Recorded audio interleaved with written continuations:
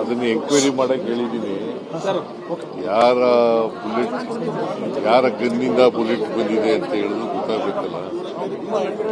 ಅದು ಬಿಜೆಪಿಯವರು ಗನ್ನಿಂದ ಬಂದಿದೆಯಾ ಇಲ್ಲ ಕಾಂಗ್ರೆಸ್ನವ್ರ ಗನ್ನಿಂದ ಬಂದಿದೆಯಾ ಗೊತ್ತಾಗಬೇಕು.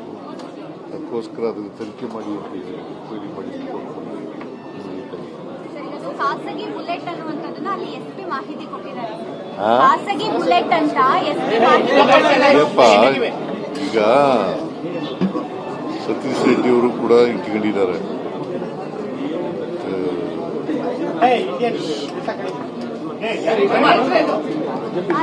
ಅವರ ಸೆಕ್ಯೂರಿಟಿಗೋಸ್ಕರ ಅವರು ಇಟ್ಕೊಂಡಿದ್ದಾರೆ.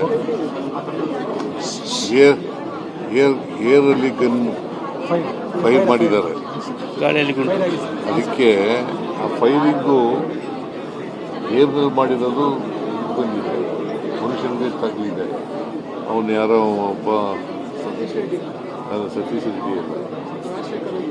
ರಾಜಶೇಖರ್ ರೆಡ್ಡಿ ಸತ್ತೋಗಿದ್ದಾರೆ. ಅದಕ್ಕೆ ಅದು ಯಾರ ಬುಲೆಟ್ ಯಾವ ಗನ್ನಿಂದ ಬಂದಿದೆ ಅನ್ನೋದು ಗೊತ್ತಾಗಬೇಕಲ್ಲ. ಅದಕ್ಕೆ ತನಿಖೆ ಮಾಡಿ ಹೇಳಿ ರಿಪೋರ್ಟ್ ಕೊಡಿ. ಅಥಾರಿಟಿ ಅವರು ಸರ್ವೆ ರಿಲೀಸ್ ಮಾಡಿದ್ದಾರೆ. ಸರ್ವೆನಲ್ಲಿ 91% ಜನ ಇವಿಎಂಗಳು ಮತ್ತು ಎಲೆಕ್ಷನ್ ಫೇರ್ ಆಗಿ ನಡೆದಿದೆ ಅಂತ ಹೇಳಿದೆ.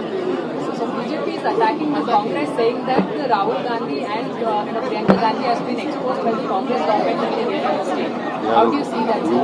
So basically there is an EVM survey. ಅದನ್ನ ಎಂಕ್ವೈರಿ ಮಾಡಕ್ಕೆ ಹೇಳಿದ್ದೀನಿ.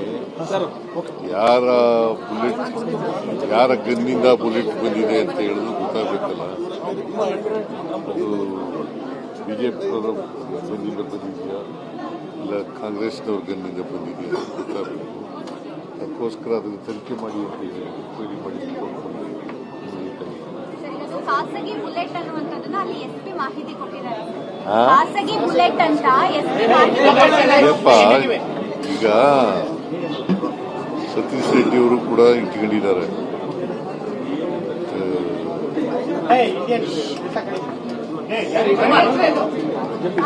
ಅವರ ಸೆಕ್ಯೂರಿಟಿಗೋಸ್ಕರ ಅವರು ಇಟ್ಕೊಂಡಿದ್ದಾರೆ.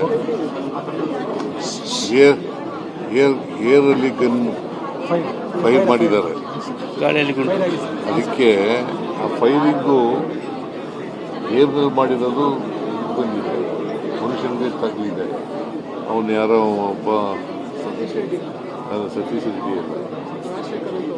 Rajashekhar Reddy ಸತ್ತೋಗಿದ್ದಾರೆ.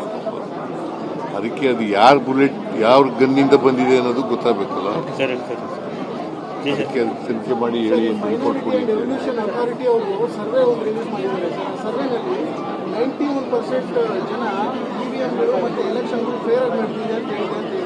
So BJP is attacking the Congress, saying that Rahul Gandhi and Priyanka Gandhi has been exposed by the Congress government in the Kerala state. How do you see that, sir? So basically there is an EVM survey.